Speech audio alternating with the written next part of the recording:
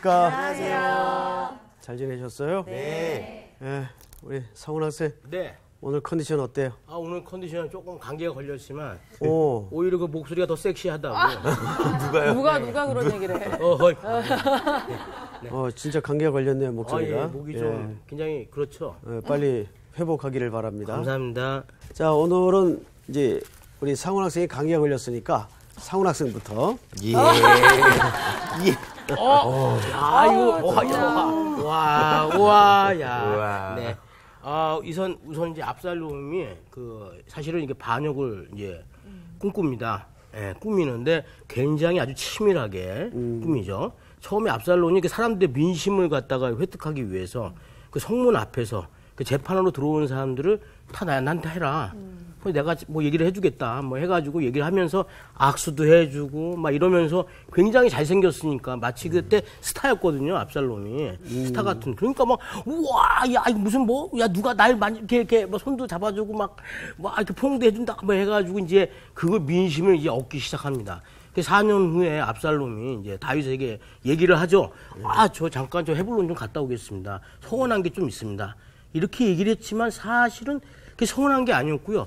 헤블론에서 사실 그 다윗이 왕이었을 때 그 모든 통합 왕이 될 때 헤블론에서 옮겨졌거든요. 그러니까 헤블론 사람들은 사실 다윗에 대해서 좀 안 좋은 감정이 있죠.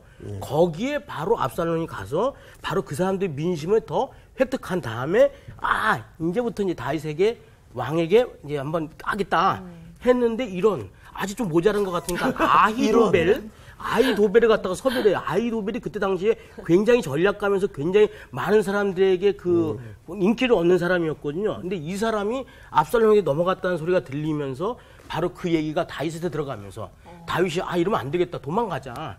도망가자 해가지고 이제 도망을 가게 됩니다. 우와. 네, 박수 한번 하시죠.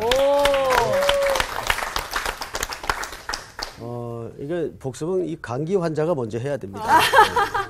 네, 아주 지난주 스토리를 세밀하게 잘 기억하고 있어요. 선생님이 누구시죠? 송태자 근자를 쓰십니다. 4년은 아니고 연수가 조금 이제 틀린 게 흠이었는데 뭐 그건 그렇게 중요하지 않아요. 자, 저를 보세요. 네. 압살롬은 유배지에서 돌아왔지만 실질적인 귀환이 아니었죠. 그러니까 다윗에게로부터 아버지로서 흔쾌히 받아들여진 상태가 아니었습니다. 그러니까 이게 이제 못내 불만이었고 그러는 가운데 이제 꿈을 꾸죠. 내가 왕이 돼야 되겠다. 해서 방금 우리 이제 상훈 학생이 설명한 대로 민심을 체계적으로 아주 치밀하게 하나하나씩 이렇게 먹어 들어갑니다. 그래서 거의 많은 사람들이 그의 그 외모와 그 달변과 전략적인 전술에 다 넘어가는데 아주 중요한 얘기 중에 마지막에 누가 키였습니까? 아히도벨입니다. 아히도벨은 아시는 대로 다윗의 중요한 전략가였죠. 그래서 이분은 존경도 받고 또 다윗에게 깊은 신임을 갖고 있었던 인물이었는데 이 사람이 무슨 이유인지 압살롬으로 넘어가요. 이게 아주 결정적인 판세를 가늠하는 잣대가 됐습니다. 그래서 이제 결국 혁명은 성공이 됩니다. 그리고 다윗은 망명길에 오르죠. 자, 오늘은 이 아히도벨과 또 다윗의 망명길과의 그 관계성 이런 얘기를 좀 풀어가면서 오늘은 복습은 우리 상훈 학생 한 명으로 너무 완벽하게 했으니까요. 뭐 더 이상 이름 매주 걸려야겠다. 더 이상 손댈 게 없이 설명을 잘했어요. 오늘 수업 사무엘서 49강 시바의 거짓말. 자, 오늘은 16장인데 성경책을 다 여세요. 1절씩, 그러니까 한 절씩 우리 저기 향기 학생부터. 다윗이 마루턱을 조금 지나니 무비보셋의 종 시바가 안장 지운 두 나귀의 떡 200개와 건포도 100송이와 여름과일 100개와 포도주 한 가죽 부대를 싣고 다윗을 맞는지라. 왕이 시바에게 이르되 내가 무슨 뜻으로 이것을 가져왔느냐 하니 시바가 이르되 나귀는 왕의 가족들이 타게 하고 떡과 과일은 청년들이 먹게 하고 포도주는 들에서 피곤한 자들에게 마시게 하려 함이니이다. 왕이 이르되 내 주인의 아들이 어디 있느냐 하니 시바가 왕께 아뢰되 예루살렘에 있는데 그가 말하기를 이스라엘 족속이 오늘 내 아버지의 나라를 내게 돌리리라 하나이다 하는지라. 왕이 시바에게 이르되 무비보셋에게 있는 것이 다 내 것이니라 하니라.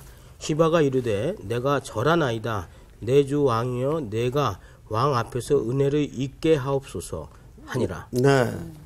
자, 이제 오늘 이야기는 이제 첫 번째, 이 시바가 또 나오네요. 네, 첫 번째, 시바의 마중.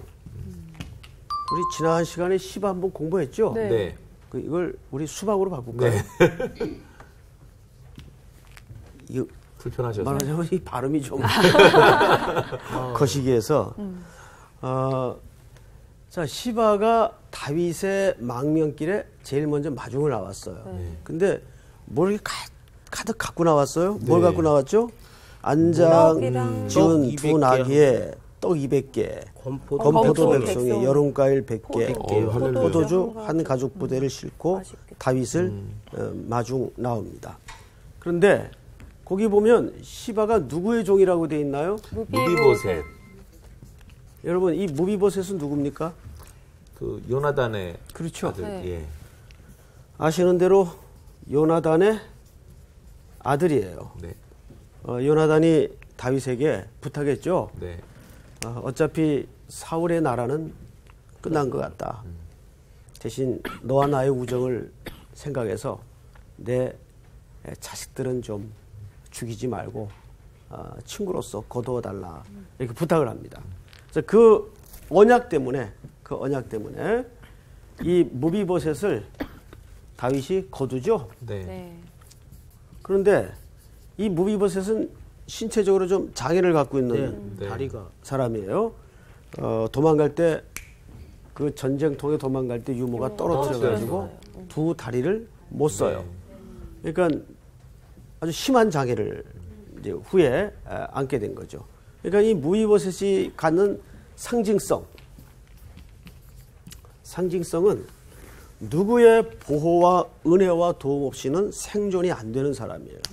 그걸 누가 거두죠? 다윗이 거둡니다. 언약 때문에 거둡니다. 자, 이것이 굉장히 중요한 구속의 그림이에요. 우리가 사실은 어떤 존재입니까? 무비보셋 같은 존재예요. 사울의 집안에 다윗의 나라와 원수가 된 혈통의 쓸모짝 없는 인생. 그런데 하나님의 무조건적인 택하심과 언약에 의해서 다윗의 왕국, 장차 하나님의 나라의 모형이죠. 거기에 거두어들임을 받는 존재가 됩니다. 자, 그런데 지금 문제는 무비보셋이 안 보여요. 네. 그렇죠? 네. 누구만 나와 있어요? 수박. 시바. 수박만 지금 보여요. 수박. 또 이거 우리 시청자들이 헷갈린다. 그냥 수박 지우고 시바만. 왜 성경이 없는 얘기를 또 하냐고 또 게시판에 막 올라와요. 자, 어쨌든 지금 그러네. 시바의 주인격인 그리고 다윗에게는 무한한 구원과 은혜를 입은 무비보셋이 안 보여요. 네. 그러니까 당연히 물었겠죠. 종은 보이는데 주인이 안 보이니까 네. 아무리 망명길의 임금이지만 이상할 거 아니에요? 네. 그렇죠. 그 다윗이 지금 묻습니다. 성경을 잘 보세요. 2절 여기 광학생 한번 읽어보세요. 왕이 시바에게 이르되 내가 무슨 뜻으로 이것을 가져왔느냐 하니 시바가 이르되 나귀는 왕의 가족들에게 타게 하고 떡과 과일은 청년들에게 먹게 하고 포도주는 들에서 피곤한 자들에게 마시게 하려 함이니이다. 네, 그러니까 망명길에 혹 피곤들 할 경우 잡수시도록 제가 준비했습니다. 여기까지는 별 문제 없는 것 같아요. 근데 사실 상식적으로 놓고 보면 이건 굉장히 종으로서는 할 태도는 아니에요.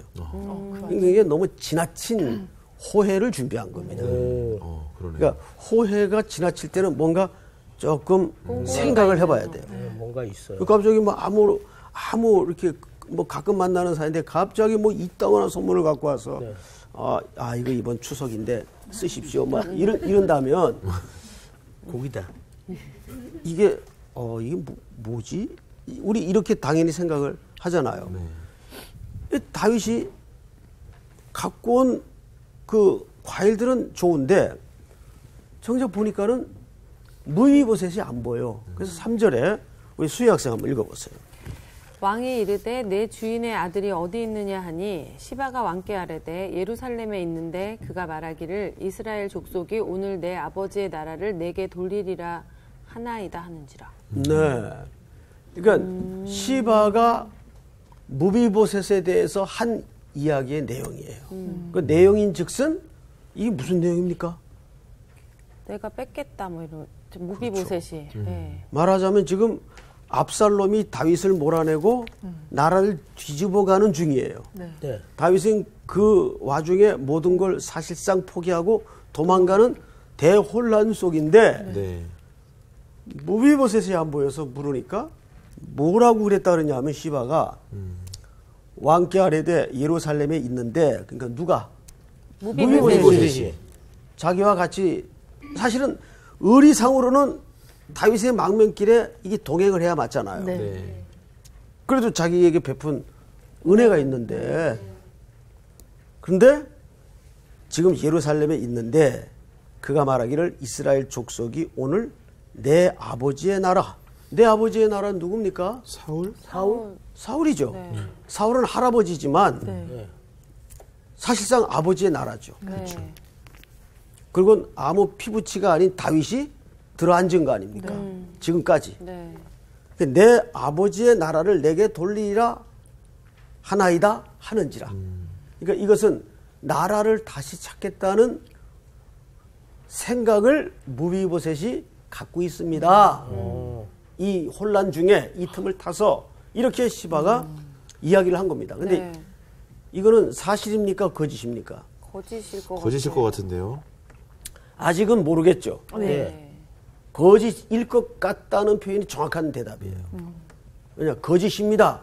아직은 거짓인지 아닌지 몰라요. 아직. 모르죠. 네. 그래서 기록이 어떻게 해설을 하는가는 우리가 뒤에 좀 봐야 돼요.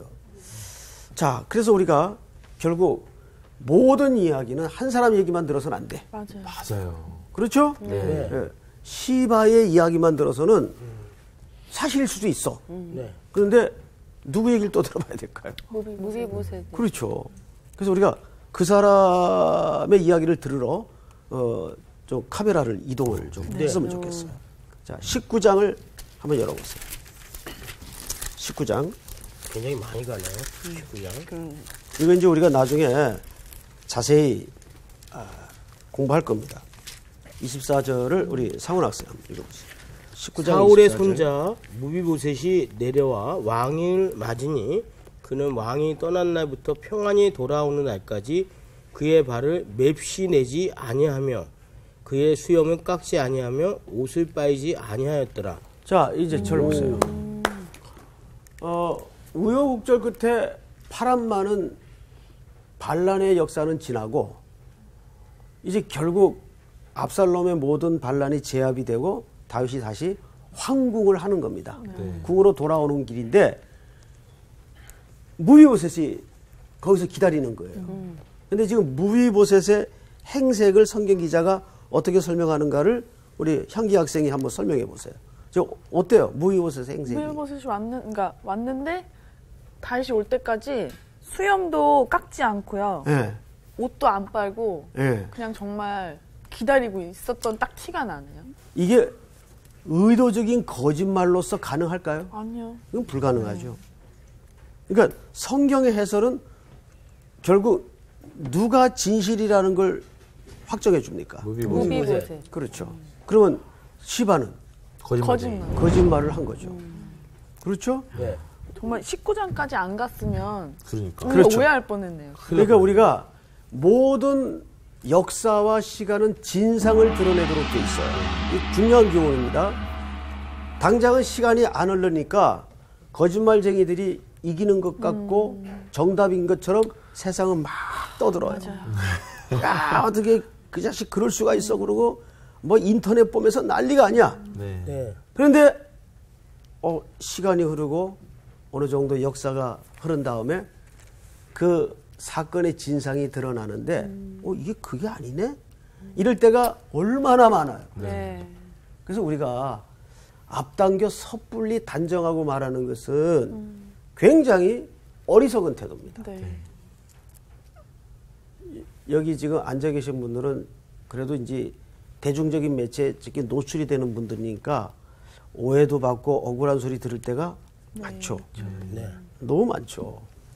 특히 저 같은 경우도 아무래도 이제 노출된 위치다 보니까 그런 경우가 많아요. 근데 그거를 일일이 상훈아 그게 아니야. 이거는 이럴 수가 있나요, 없나요? 없어요. 그럴 수 없어요. 그래서 다 그냥 언젠가는 진상이 드러나겠지 하고 이 오해도 속상함도 다 뒤집어 써야 될 때가 있어요. 맞아요. 근데 그게 쉬워요? 아니요. 너무 어렵죠. 너덜너덜해지는 거예요, 내 마음은. 너덜너덜. 근데 그때 내가 하나 깨달은 게 저도 최근에 이제 그런 일이 좀 있었어요. 너무 막 며칠 밤 잠을 못 이룰 정도로 막 속이 상한 거예요. 어디 가서 하소연도 못하고. 그렇다고 문제가 해결된 건 아니에요. 그런데 제가 은혜를 받았어요. 어떤 은혜를 받았는가 하면 막 속이 그렇게 보대끼니까 너덜너덜해지잖아요. 이게 막 너덜너덜해지다 보니까 이제 내가 간 곳이 없어지더라고요. 그러면서 이 주님이 남는데 너 억울하니? 질문하더라고요. 너 억울하니?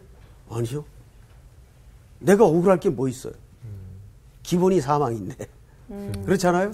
그러니까 우리의 이런 넘어짐과 일어섬과 넘어짐과 일어섬의 연속되는 실패를 반복을 통해서 하나님이 그리스도를 결국 붙잡게 하는구나. 네? 그게 하나님의 우리 인생을 다루는 경영의 방법이에요. 그러니까 우리는 어디에만 초점을 관심을 맞추죠? 내가 일어섰다 넘어졌다 여기에만 계속 관심이 있어요. 근데 하나님은 그 큰 관심 없어요. 사실은. 하나님은 그 가운데서 우리가 자꾸 시선과 관점과 가치와 방향이 그리스도께로 향하는 게 그분의 의도예요. 의도. 그래서 우리가 이 다윗의 나라가 이렇게 형성되어 가는 과정에서 다윗이 그걸 몸소 다 겪어냅니다. 사실은 이 들통이 났어요. 시바가 거짓말을 했다. 자, 그러면 이제 그 다음 단계. 문제는 얘가 왜 이랬어? 그 질문이 당연히 나와야 되겠죠. 그치, 시바가 왜 그랬지? 왜 그랬을까? 한번 우리 상상력을 좀 동원해서 왜 그랬을까?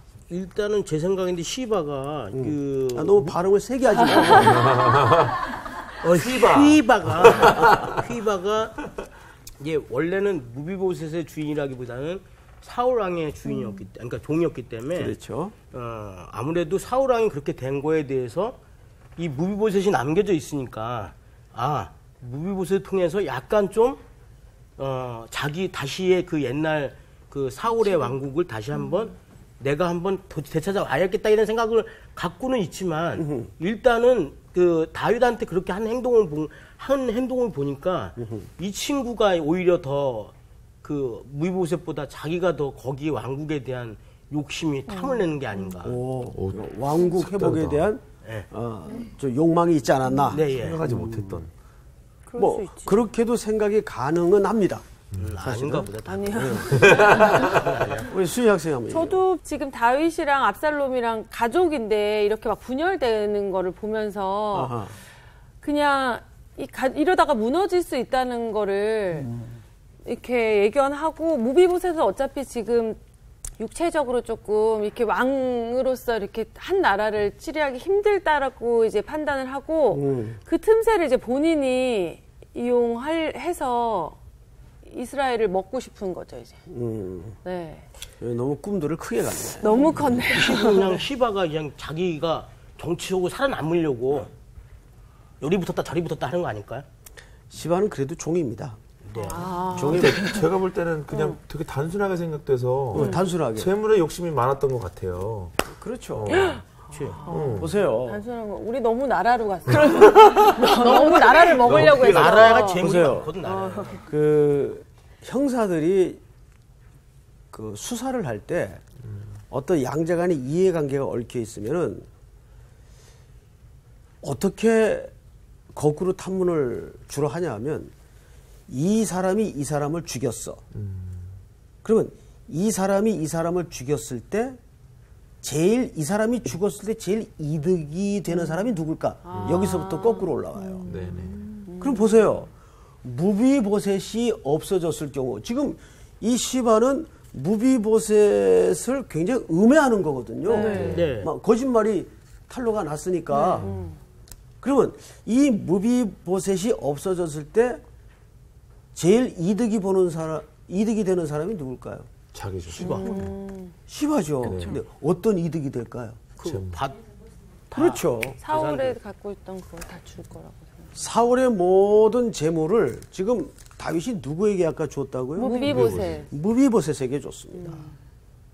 그러면 무비보셋이 죽었을 경우에 그게 전부 누구께 될까요? 시바께 됩니다. 안 줄 수도 있지 않아요? 종인데? 자, 그런데 보세요. 네. 저기 4절 왕이 시바에게 이르되 무비보셋에게 있는 것이 다 네 것이니라 하니라. 시바가 이르되 내가 절하나이다. 내 주 왕이여 내가 왕 앞에 은혜를 잊게 하옵소서 하니라. 아유. 근데 뜻대로 다윗이 됐네요. 너무 근데 성급한 것 같아요. 아 이거 뭐 그러니까 양자 확인도 안 해보고. 그 뭐 저기 포도주랑 건포도 몇 개 바로 그게 받아먹고 다윗의 실수. 뭐 땅을 다 너 가져 이런 거는. 네, 다윗은 굉장히 성급한 판단을 한 겁니다. 굉장히 좀 실수를 하고 있는 사실은. 너무 성급하게. 자, 이게 이제 오늘 한 사건이에요. 그리고 이제 또 한 사건으로 좀 장면이 바뀝니다. 네. 5절을 잘 보세요. 5절을 우리 저기 상훈 학생부터 한 절씩. 다윗 왕이 바후림의 이름에 거기서 사울의 친족 한 사람이 나오니 게라의 아들이요 이름은 시므이라. 그가 나오면서 계속하여 저주하고 또 다윗과 다윗 왕의 모든 신하들을 향하여 돌을 던지니 그때 모든 백성과 용사들은 다 왕의 좌우에 있었더라. 시므이가 저주하는 가운데 이와 같이 말하니라. 피를 흘린 자여 사악한 자여 가거라 가거라. 사울의 족속의 모든 피를 여호와께서 내게로 돌리셨도다. 그를 이어서 내가 왕이 되었으나 여호와께서 나라를 내 아들 압살롬의 손에 넘기셨도다. 보라, 너는 피를 흘린 자이므로 화를 자초하였느니라 하는지라. 네. 엄청나게 저주를 뭐 하네. 난리나. 대놓고. 왜 그러지 이래? 이 사람은? 자, 첫 번째가 시바의 마중에서 일어난 이제 시바의 거짓말이에요. 그런데 이제 두 번째는 그 유명한 저주입니다. 아주 성경에서도 몇 장면 안 되는 험악한 욕쟁이. 욕쟁이 시므이. 욕쟁이 시므이 시므이의 저주입니다. 시므이. 시므인가요? 제가 전라도 버전으로 썼는데 시므이. 네. 이 사람이 이렇게 어디서 저주를 하는가를 장소가 중요해요. 잘 보세요. 바후림? 다윗 왕이 바후림에서. 바후림 하면 누가 생각나는 사람 없어요? 바후림? 바후림. 아주 유명한 너무도 처절했던 현장인데 바후림? 바후림. 응? 자, 우리 생각이 별로 날 것 같지 않아 표정들이. 우리 광호 학생이 네. 사무엘하 3장을 한번 찾아보세요. 바후림? 13절. 3장 13절이요. 예. 다윗이 이르되 좋다 내가 너와 언약을 맺거니와 내가 내게 한 가지의 일을 요구하노니 나를 보내올 때 우선 사울의 딸 미가를 데리고 오라. 그리하지 아니하면 내 얼굴을 보지 못하리라 하고 다윗이 사울의 아들 이스보셋에게 전령을 보내 이르되 내 처 미가를 내게 돌리라. 그는 내가 전에 블레셋 사람의 포피 100개로 나와 정혼한 자니라 하니 이스보셋의 사람을 보내 그의 남편 라이스의 아들 발디엘에게서 그를 빼앗아 오매 그의 남편이 그와 함께 오되 울며 바후림까지 따라왔더니 아브넬이 그에게 돌아가라 하매 돌아가니라. 기억나죠? 네. 공부했던 거. 자, 저를 보세요. 이 바울임은 다윗의 전처, 다윗이 버렸죠. 네. 사울의 딸 미갈. 미갈. 사울의 딸과의 결혼은 어떤 의미에서는 정치적 결혼이었어요. 네. 근데 후에 다윗이 이 처를 버립니다. 그리고 나서 이스라엘의 왕이 될 때 그 어떤 정통성 때문에 다시 그 여자를 찾아요. 네. 자기가 버렸던 여자를. 이것도 역시 정치적으로 찾습니다. 데려오라. 미갈. 근데 그때 이미 그 여자는 남의 남자가 아내가 돼 있어요. 발디엘. 그 남편의 이름이 발디엘입니다. 그러니까 어느 날 갑자기 평화롭게 이제는 옛 상처를 잊어버리고 단란한 가정을 이루어서 잘 살고 있는데 갑자기 최고의 권력자가 사람을 보내서 데려갑니다. 얼마나 마음이 찢어지겠어요. 어떤 물리적으로도 대항할 수 없는 약자예요. 네. 아내는 뺏깁니다, 다시. 그러면서 울면서 그 아내를 어떻게 아이고 이게 상상만 해도 네. 가슴이 아프죠. 너무 슬픈 로맨스인데요. 그죠? 울면서 따라갑니다. 그래서 성경을 잘 보세요. 15절부터 이스보셋이 사람을 보내 그의 남편 라이스의 아들 발디엘을 그를 빼앗아 오매 그의 남편이 그와 함께 오되 울며 바울임까지 따라왔더니 따라왔네요. 아브넬이 그에게 돌아가라 하며 어쩔 수 없이 그는 모든 것을 포기하고 돌아갑니다. 바로 그 현장에서 다윗이 지금 누구에게 욕을 먹어요? 심의. 피 흘린 자요, 비루한 자요, 비루한 자요. 시므이가 따라오면서 저주를 해요. 다윗을. 여러분 혹시 바둑을 이렇게 다 두고 나면 이제 승패가 갈리겠죠. 네. 네. 그리고 이제 보통 고수들은 그 바둑판을 다 치우고 1점부터 처음부터 다시 복귀를 합니다. 그런데 그 엄청난 기기묘묘한 수를 그대로 복귀를 해요. 대단하죠. 진짜 그 하는 거 봤어요, 안 봤어요? 네, 봤습니다. 예, 저도 이제 자주 봅니다. 그대로 복귀를 해요. 제가 가끔 여러분들에게 이런 말씀을 드려서 제일 무서운 게 역사예요.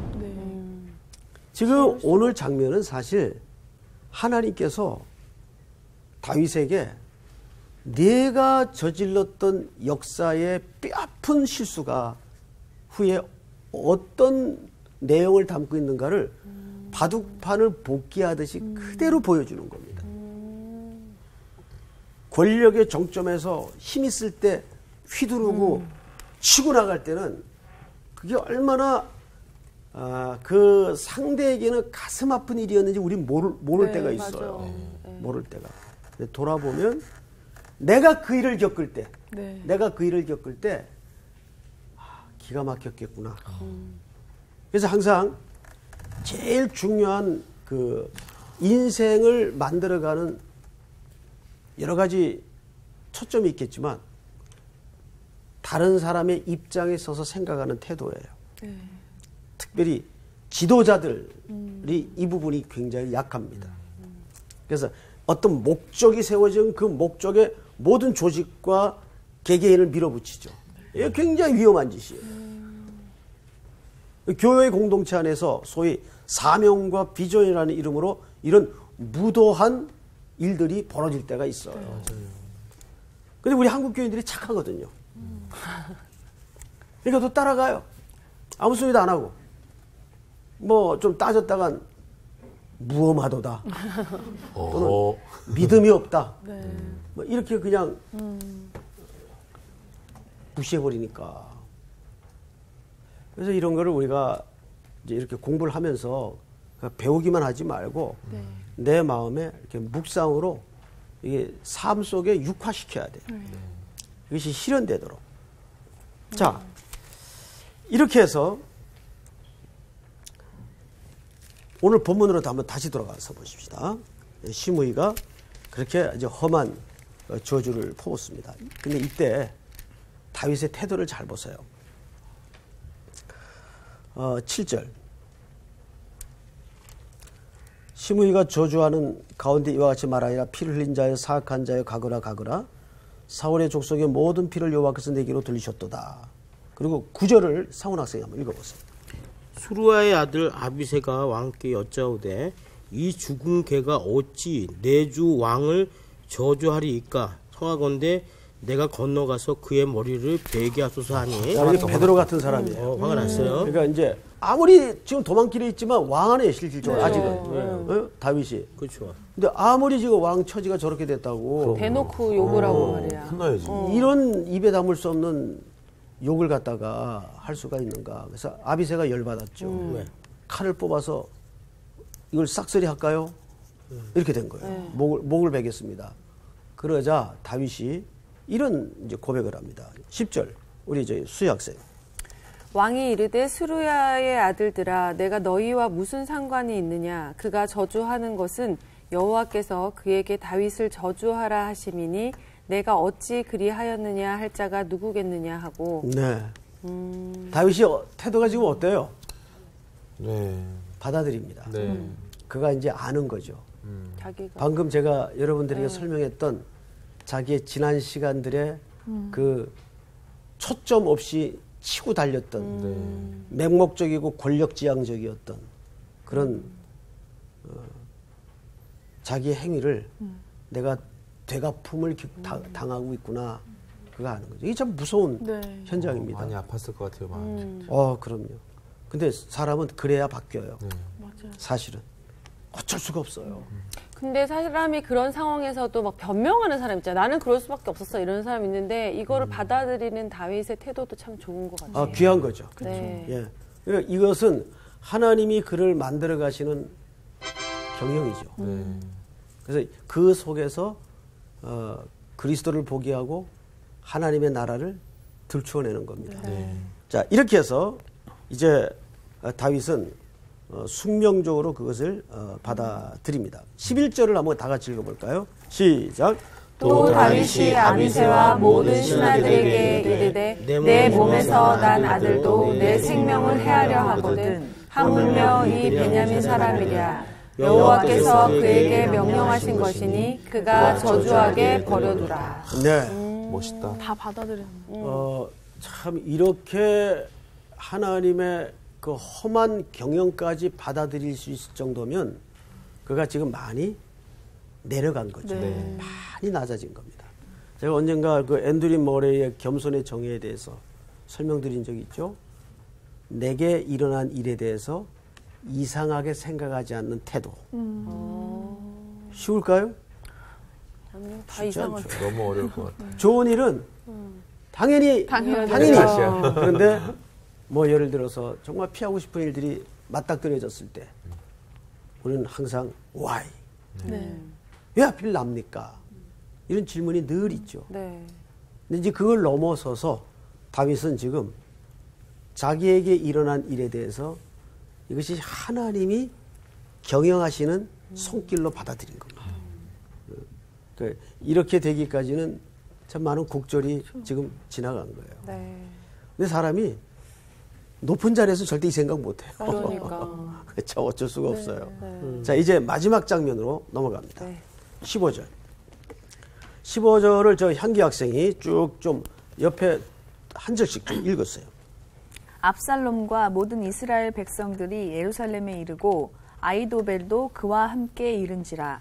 다윗의 친구 아렉 사람 후세가 압살롬에게 나아갈 때 그에게 말하기를 왕이여 만세 왕이여 만세 하니 압살롬이 후세에게 이르되 이것이 내가 친구를 후대하는 것이냐 네가 어찌하여 네 친구와 함께 가지 아니하였느냐 하니 후세가 압살롬에게 이르되 그렇지 아니하니이다. 내가 여호와와 이 백성 모든 이스라엘을 택한 자에게 속하여 그와 함께 있을 것이니이다. 네, 여기 잠깐 설명을 하고 지나갑시다. 지금 세 번째는 이제 압살롬의 그 입궁이죠. 네. 압살롬이 이제 궁으로 들어오는 겁니다. 들어오는데 그 몇 인물이 등장을 지금 해요. 이 인물이 다음 공부 때도 중요한 이제 자리매김을 하게 됩니다. 첫째 이름이 누굽니까? 아이도벨. 아이도벨은 뭐 우리가 익히 아는 대로 네. 이 사람은 다윗의 책사였죠. 네. 그러다가 누구에게로 넘어갑니까? 압살롬에게. 압살롬에게로 넘어갑니다. 이분에 대해서는 다음 시간에 조금 더 자세히 공부를 할 거예요. 네. 왜냐하면 항상 그 질문을 가져야 되는 것이 이 사람은 왜 하루아침에 갑자기 그러니까요. 압살롬에게 넘어갔을까? 궁금했어요. 예? 궁금하죠? 이건 다음 시간에 얘기합시다. 그 다음에 또 누가 등장합니까? 후세. 친구. 후세.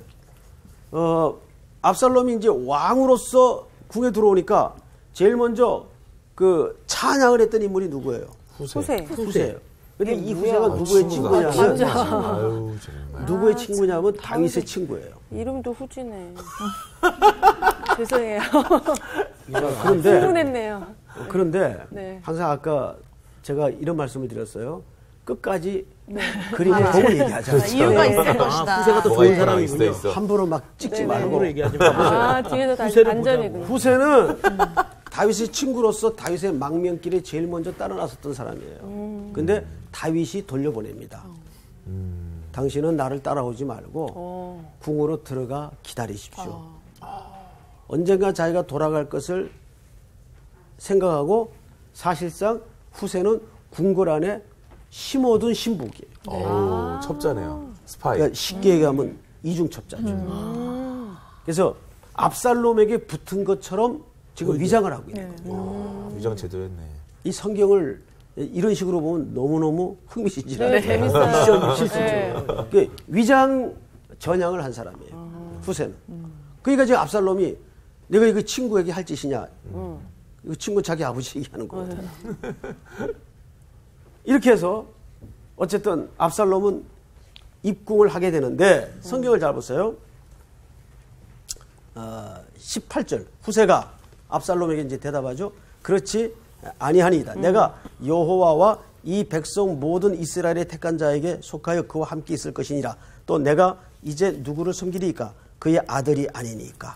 내가 전에 왕의 아버지를 섬긴 것 같이 왕을 섬기리이다. 완벽하네, 완벽하네. 나무주연상이네. 완벽하네. 연기력이 뛰어나네요. 그러니까 알고 보니까 조금 더 막 오버해서 좀 그런 얘기하는 측면이 것 있어요. 같아요. 네. 자, 그런데 20절 압살롬이 아히도벨에게 이르되 너는 어떻게 행할 계략을 우리에게 가르치라 하니 아히도벨이 압살롬에게 이르되 왕의 아버지가 남겨두고 왕궁을 지키게 한 후궁들과 더불어 뭐하소서? 동침하소서. 그래서 이 압살롬이 궁에 들어와서 제일 먼저 한 일이 뭐냐면 옥상에다가 천막을 쳐놓고 백주 대낮에 후궁.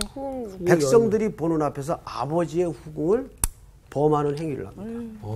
여러분 그 왕궁의 옥상은 누가 넘어졌던 자리입니까? 다윗. 정확하게 다윗이 넘어졌던 현장. 아이고, 이게 하나님의 복귀의 손길은 무서워요. 진짜 무섭다. 네가 뿌린 열매를 내가 무엇인지 한번 보여주겠다. 그리고 이 예언은 자 12장 9절을 들춰보세요. 사무엘하 12장 9절. 12장 9절. 우리 상훈 학생 한번 읽어보세요. 그러한데 어찌하여 내가 여호와의 말씀을 없이 여기고 나보기에 악을 행하였느냐? 내가 칼로 햇사람 우리아를 치되 암몬 자손의 칼로 죽이고 그의 아내를 빼앗아 내 아내로 계속해서. 삼았다. 이제 내가 나를 없이 여기고 햇사람 우리아의 아내를 빼앗아 내 아내로 삼았은즉 칼이 내 집에서 영원토록 떠나지 아니하리라 하셨고 여호와께서 또 이와 같이 이르시기를 보라 내가 너와 내 집에 재앙을 일으키고 내가 내 눈앞에서 내 아내를 빼앗아 내 이웃들에게 주리니 그 사람들이 내 아내들과 더불어 백주에 동침하리라. 여기 내 이웃은 누굴까요? 압살롬이죠. 압살롬. 이것은 이미 나단 나단 선지자가 예언. 우리아의 아내 밧세바를 범하여 실수를 저지른 후에 찾아와서 경고를 할 때 했던 경고예요. 그것이 그대로 지금 역사 현장에 지금 펼쳐지고 있습니까? 없습니까? 네, 있어요. 그대로 펼쳐집니다. 자, 이제 우리는 오늘 이 세 장면을 봤어요. 시바의 마주, 시므이의 저주, 압살롬의 패역한 행위. 이 전부 뭐에 대한 하나님의 손길이었어요? 다윗이 저질렀던 복귀 역사였습니다. 그러니까 우리는 오늘을 너무 두려운 마음으로 살아야 됩니다. 네. 오늘이라는 현실이 항상 내일과 연결돼 있기 때문에 그래요. 우리 찬양 가운데 그런 찬양, 우리가 걷는 길이 역사가 되고, 그건 무슨 찬양이죠? 시선 아니에요? 시선 말고 시선 아니에요? 그런 후렴 가사가 있습니다. 네. 그다음에 우리가 걷는 길이 삶이 되고 네. 그런 가사가 있듯이 오늘 우리가 걷는 길이 역사가 되고 다음 시간에 기억해 오세요. 네, 알겠습니다. 네. 오늘 공부는 여기서 마치도록 하겠습니다. 오.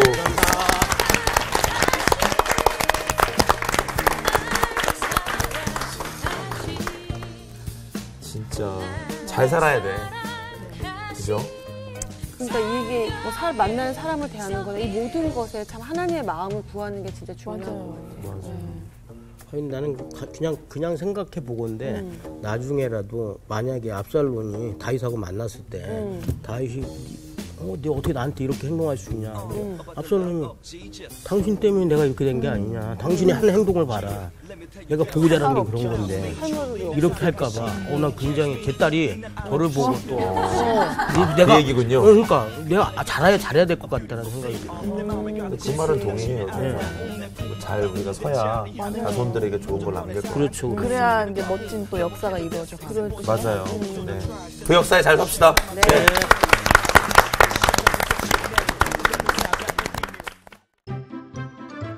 이번 주 퀴즈입니다. 하나님이 정하신 불로 제사 드리지 않아 죽음을 당한 사람은 누구인가요? 1번 엘리와 아론, 2번 홈리와 비느하스, 3번 나답과 아비후. 정답을 아시는 분은 CBS 성서학당 홈페이지에 정답을 올려주시거나 우편으로 보내주시면 됩니다. 보내실 곳은 서울특별시 양천구 목동서로 159의 1 CBS 성서학당 담당자 앞입니다. 연락처를 꼭 남겨주세요. 선정되신 분들에게는 대한성서공회에서 성경, 송태근 선생님의 하나님이 꿈꾸는 교회, 김기석 선생님의 일상 순례자, 신우인 선생님의 땅과 하늘의 갈림길에서, 이영재 선생님의 이삭 이야기, 성경 통독을 위한 최고의 자습서 성경 2.0 가운데 하나를 드립니다.